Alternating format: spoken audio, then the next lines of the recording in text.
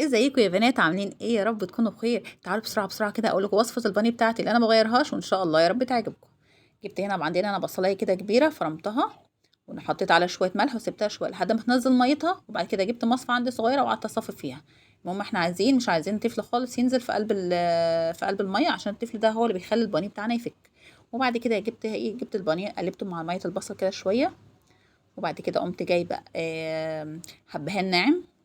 اللي مش عايزه تحط حبان خلاص، بس انا بحب احط الحبان الناعم ده عشان بس ريحه الزفاره. وورق لورا معلقه صغيره ناعمه، وفلفل اسمر. وهنحط هنا دلوقتي تاني بصل بودر وتوم بودر وحبه شطه. الشطه دي للي عايز، اللي مش حابب الشطه خلاص، بس هي الشطه كده بتعطيها طعم برضو حلو.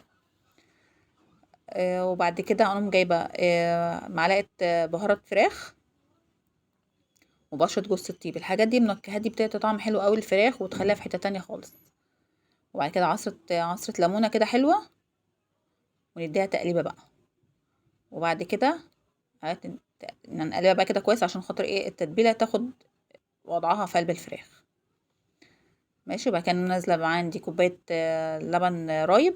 لو انت مش عندك لبن رايب تقدر تحطي زبادي. عامه الاتنين حلوين وبيعطي طعم حلو قوي للفراخ وما بتنشفش وتبقى جوسي كده وحلو. هنحطها بقى شويه كده في التلاجة دي نص ساعه، بس مش اقل من نص ساعه. عندك وقت خليها اكتر. عايزه تعمليها من بالليل هتبقى احلى واحلى. طبعا جبت هنا بقى دلوقتي كده طبق فيه دقيق، وحطيت عليه شويه ملح شويه فلفل اسمر. وهنحط هنا بصل بودر وتوم بودر وشوية كركم. ماشي. هنديها تقليبة كده ونركنها على جنب. جبت هنا طبق تاني هنحط فيه شوية بقسماط، وهنحط شوية ملح كده صغيرين وحبة فلفل أسمر صغيرين. طبعا أنا بحط في كل الحاجات دي التتبيلة البهارات بتاعتها ليه؟ عشان ما تاخدش من طعم التتبيلة، وبعد كده نلاقي الفراخ معانا طعمها عادم وطعمها مش حلو.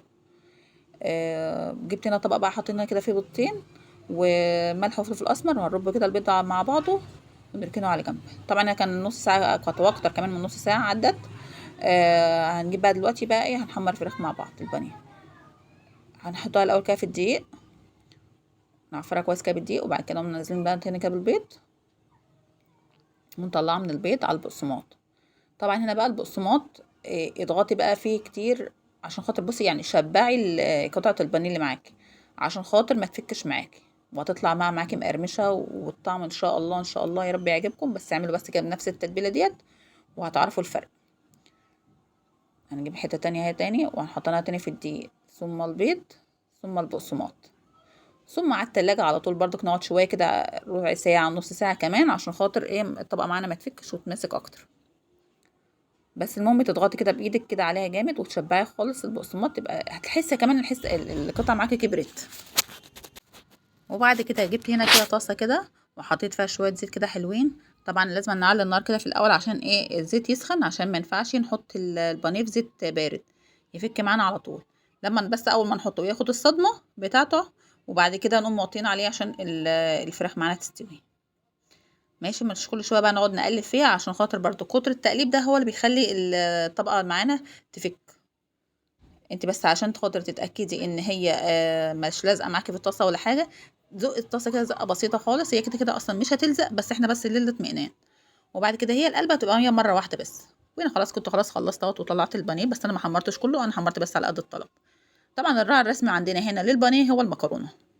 فدلوقتي بقى كده هو خلاص كده البانيه كده خلاص خلص، ويا رب الوصف يكون عجبكم، واسيبكم في رعايه الله وامن، والسلام عليكم ورحمه الله.